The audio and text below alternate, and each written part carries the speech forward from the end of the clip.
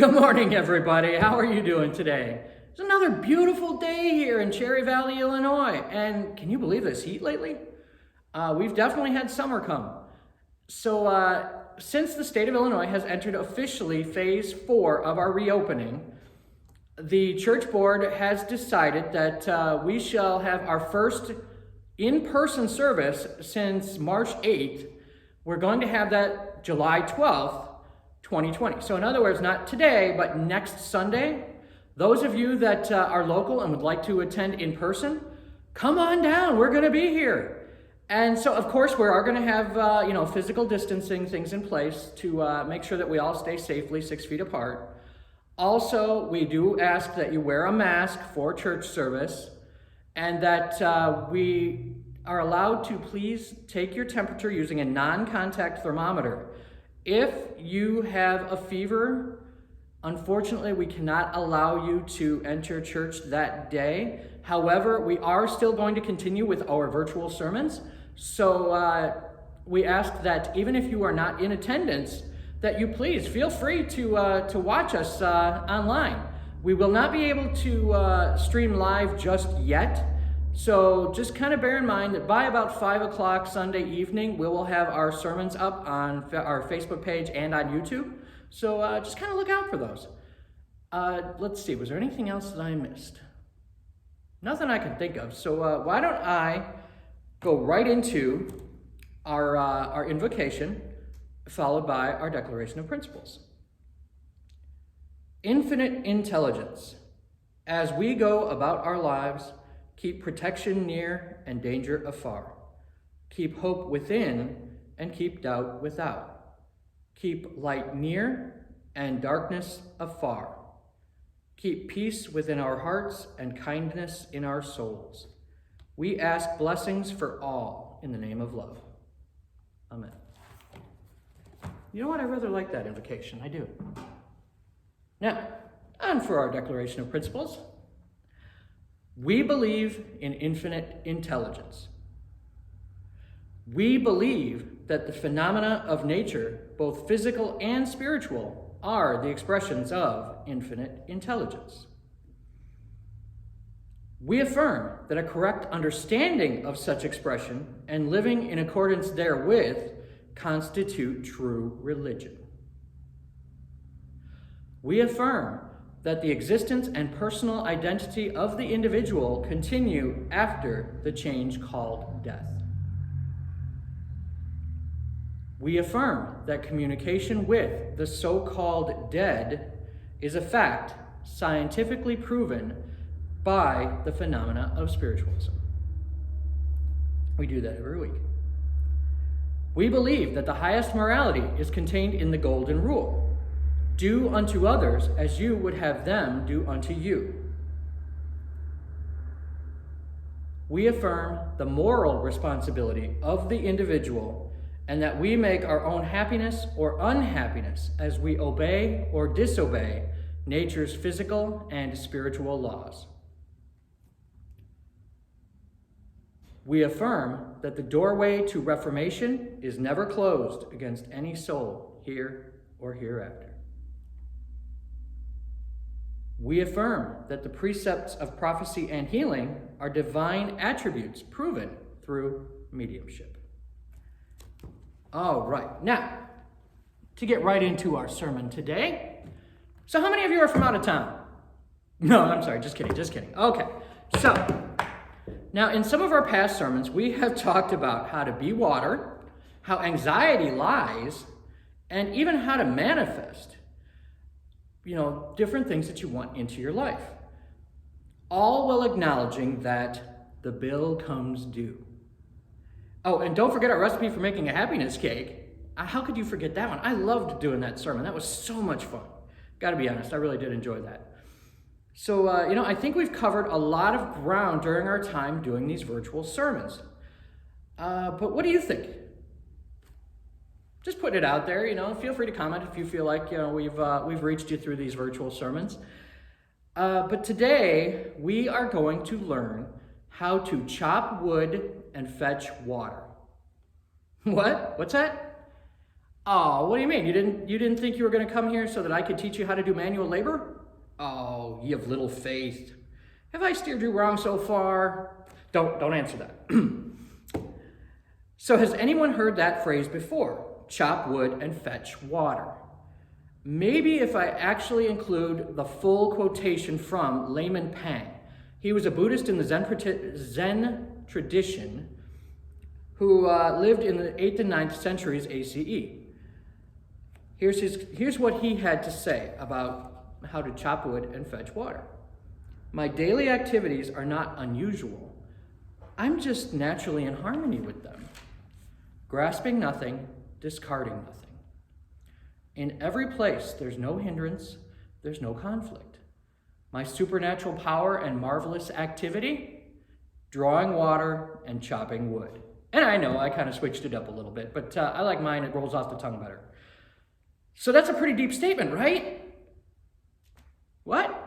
Not really? Oh, come on. I know it doesn't at first seem like it's the Marianas Trench of wisdom, but honestly, it's got some deceptively deep truths there. Now, why would I, a devout spiritualist in the 21st century, be quoting a Zen Buddhist from 1,212 years ago? Quite simply, the science, philosophy, and religion of spiritualism understands and is wise enough to recognize that great truths exist in all spiritual traditions. There really is a lot of great truth in what he said. And so let's unpack that statement for just a moment, shall we? Especially the last two lines. But let me very quickly refresh your memory as to what he had written. My daily activities are not unusual. I'm just naturally in harmony with them. Grasping nothing, discarding nothing. In every place, there's no hindrance, no conflict. My supernatural power and marvelous activity, drawing water and chopping wood. He goes about his daily activities, not necessarily doing anything amazing or dramatic, but you know what? He does those activities in harmony with them, regardless of what those activities are. And that's the point he's trying to make. Grasping nothing, discarding nothing. Okay, so as I look out there, I see this whole big collective look of confusion just staring back at me as I spoke that last line. It's really not so confusing. He is saying that as he goes about his daily activities, what is he doing? He's focusing on what he's doing as he goes about those daily activities. What a concept, to be present in the moment you are in.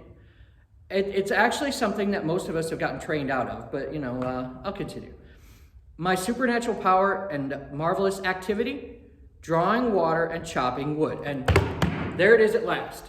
That's the part I want you to really understand.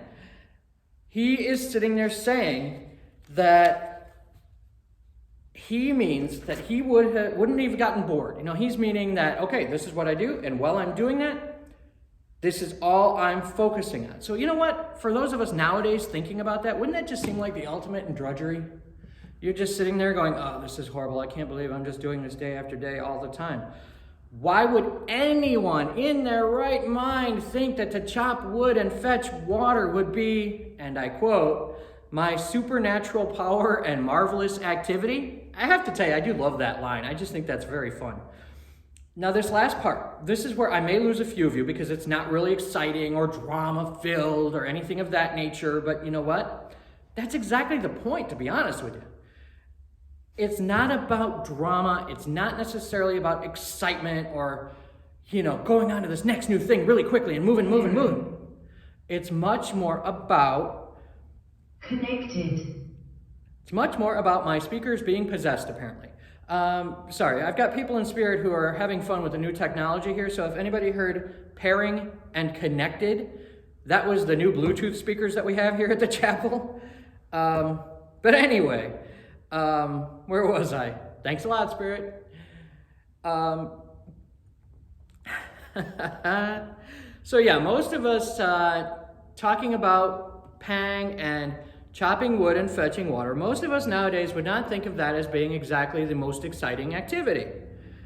However, bear with me just a little bit longer because I will be explaining how that can relate to us here in the 21st century. While he was going to fetch wood and chop wood and fetch water, while he was going about his day, he was focusing on just those activities, and he was doing the best job he could. So it doesn't seem like it's something that would be all that fun or all that interesting to do, but trust me, the point of his story, the point of what he's trying to tell you, is that he found peace and comfort in focusing on the task at hand and doing each task to the best of his ability. And, I still see a few skeptical faces out there looking back at me, and I think I can understand a few of the reasons why. First and foremost, you're wondering how this handsome guy right here, standing on the platform before you, got to be so smart. No, I'm just kidding. I couldn't even say that without laughing. I would guess that you're wondering why he would even concern himself with doing this every day, and why I would concern myself with this guy who loves to do chores. Because he was happy. Which brings me to a question for you. Now, take a quick inventory of your life. How many of you are truly, absolutely happy in your current situation? How many of you are talking to whatever electronic device you happen to be watching me on right now going, what are you talking about, Student Pastor Mark? Of course I'm happy. I have a roof over my head. I've got a car in the driveway. I've got, Wi-Fi. I've got everything. It's great. Life is perfect. Really? How many of you are really, truly, more than just comfortably content? How many of you are truly happy? You don't have to try and convince me. It's more a matter of if you're trying to convince yourself of that you're truly happy. Take all the time you need to ponder that for a minute while I kind of continue. And on to how this relates to us in the 21st century. One of the biggest reasons for people to be unhappy now, not so much in the 9th century, but now, is all tied to a feeling of being left behind. Now, even more than a feeling of not having the monetary success that we would like, and I know I've already covered that in the How Do You Measure Success sermon, but one of the biggest reasons that people are unhappy is not lack of money, it's a feeling that they're missing out. Now, how many of you are familiar with that expression? How many of you are familiar with FOMO? It's actually an advertising buzzword that is very popular these days in order to try and get each of us to either spend our money on the latest product or try and get us to, chase after the newest experience. And apologies to anybody in PR or advertising that I'm speaking about FOMO right now in not necessarily the most positive way, but for a lot of people, they experience that every day. FOMO stands for fear of missing out. How many of you, if you're really honest with yourself, watch social media or watch television and even just, talking to your neighbor? How many of you have experienced that recently? I can pretty much guarantee, without having to tune into you psychically, I can pretty much guarantee that just about all of us, at some point recently, have had a FOMO moment, so to speak, where we're afraid that we're not able to keep up with the Joneses. And so I understand. I do understand. I really do. That it's very easy to get caught up in all of that. But even if we don't feel like we can drop out of the rat race, even if we don't feel like, I can slow down, I've got so much stuff to do, I'm going to try and help you to cope with that a little bit, or to help you to have some ways to feel more productive while also filling your calendar with less things. And that way you won't feel like you're missing out, or more appropriately, you'll be happily missing out on all these things that society tells us we need to do right now. We've kind of been trained into that. So just so you know, life is going to go on. whether you participate in it or not, if you take a few minutes every day, instead of, a lot of us do this, we will try and book a week of vacation at a beach or a week of vacation just physically away from where we live as a way to detach, a way to step back from the rat race, so to speak, and from all the running that we're doing. And I know ultimately a lot of us really don't have the money to, or the time in a lot of cases, to spend a week or 2 weeks at Disney or wherever you happen to want to go. I have nothing against taking a vacation like that, but a lot of us do not have the time or money to do that. So I'm here to kind of help you to understand how to be able to stay calm and relaxed when you're not able to get away for a week or however you want to look at it. And I understand, after all, I'm the preacher man standing up here. It's kind of my life purpose to be calm and be relaxed, be water. But at the same time, I do understand just how challenging it can be. And so I'm going to help you build a life that you do not need a vacation from. How's that sound? Sound pretty good? If you learn to live your life in a way that you are fetching wood and chopping water, you will find that your life is a lot more peaceful, a lot calmer, a lot less stressful, and you will not be so mentally and physically burned out that you need to run away for an extended period. It all starts with what I am referring to when I say the phrase, chop wood and fetch water. The word I'm using to represent that particular phrase is mindfulness. If you are being mindful of what you are doing, if you are in the moment and not 20 steps ahead in your mind of where you are physically, you'll notice wonderful things are happening all around you. For example, I'm just going to use this as an example because this was just me recently. How many of us have been at the grocery store and we've been so busy staring at our phone or our shopping list or whatever while we're at the same time trying to dodge the mobile obstacles, the other people who are shopping? How many times have we been dodging them while looking at our phone, while too busy thinking about, I've got these chores to do when I get home, I've got to go pick up the kid, I've got to worry about dinner, oh, you know what, I'm just tired. Or, looking forward to getting home and ignoring the television while we stare at our screens, our tiny phone screens, or whatever we do to try and calm down a little. If we can stop doing all of that, if we can kind of step back and actually be mentally present in the moment we're physically in, you will find that not only will you be much calmer, but that your life will be much more relaxed. And I'm going to go out on a limb and say that you're probably still a little bit skeptical of what I've been talking about. So, and the reason being, and I do understand, the reason being, I talked about taking a week away and go to a beach or going somewhere, and, but it's really easy to be spiritual when you're on a mountaintop retreat somewhere. Say you're in Nepal and you're learning to meditate there, or you're some retreat in Sedona, Arizona, wherever it happens to be. I totally get it. It's really easy to be spiritual when you're there because you don't have all those same obligations you do at home. A lot of what I'm trying to do is teach you to be calm and spiritual in town here where you really need it, So if you decide that you are ready, I am going to tell you a phrase that might be a little difficult for some of you to accept at first. However, it's actually easier than what you think. I'm going to say, and I'm going to make this my own movement of stop the glorification of busy. And I'm going to say that one more time. Stop the glorification of busy. And please stop shaming people who take time for themselves or who just kind of will take a little time each day or even once a week to kind of relax and detach. It's not nearly as difficult as you think it is. How many of us have seen someone either just sitting and relaxing somewhere, or they've been lost in a book, or lost in their earbuds listening to music or a podcast or something, and simultaneously feeling a twinge of jealousy while at the same time wondering why that person is not doing something? I think we all do that to some degree. It's like, what are they doing? How can they just sit there? Don't they have stuff to do?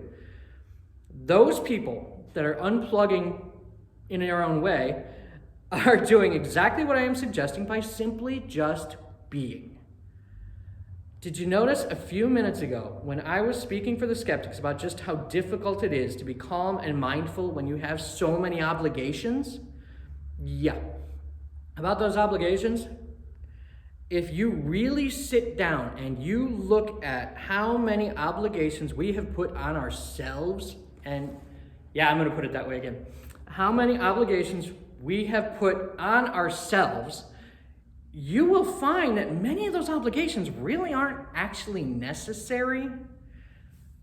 You know, a lot of us, we get our lives so crowded and so busy that we don't have time to kind of take stock of where we are or what we really want from life.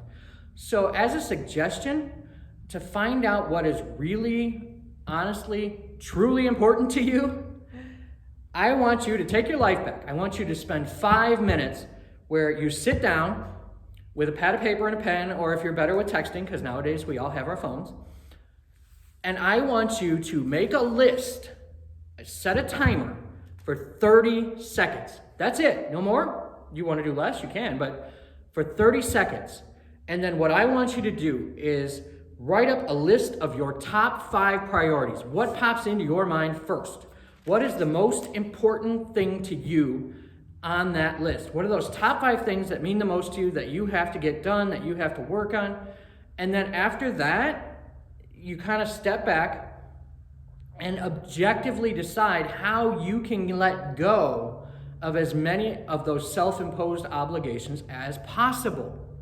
I know that it's going to be tough because there's so many things that you're going to go, yeah, but I should find this important.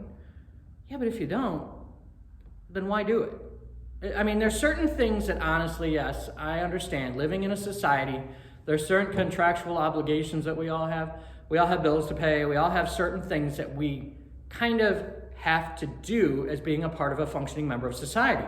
However, there's still a lot of stuff that we pile on ourselves that we really don't need to do.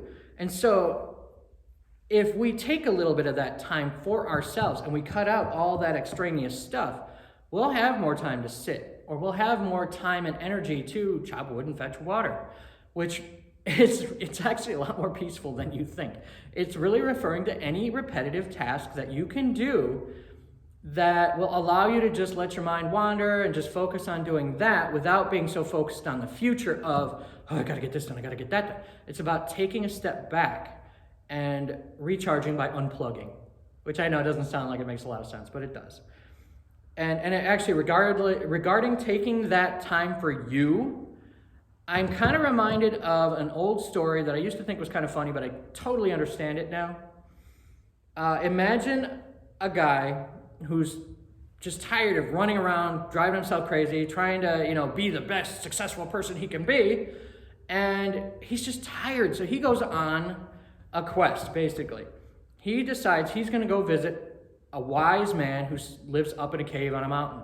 So this guy goes through this whole big exercise to get up there, and he gets to the top of the mountain, and when he asks the yogi what he can do to be more happy and at peace, the answer? Spend 20 minutes a day in meditation. Oh, wait, what if I don't have time for 20 minutes a day in meditation? That's a lot. Spend an hour a day in meditation. Thank you, I will be here all week. No, but it really is true. Even if you aren't spending an hour or more a day in the lotus position going, I get it. Because most of us don't even have that kind of time. Even if we detach and we let go of a lot of these self-imposed obligations, most of us just don't want to do that. And all due respect to those people who find meditation wonderfully calming and relaxing, there are a lot of people for whom it just isn't necessarily something they want to spend all day on. So if you can just give yourself 5 minutes a day, find a comfortable place to sit down, and I highly recommend sitting down as opposed to laying down, just because all of us are so sleep deprived now, that if you sit down, let me rephrase it, if you lay down, there's a good chance you might fall asleep.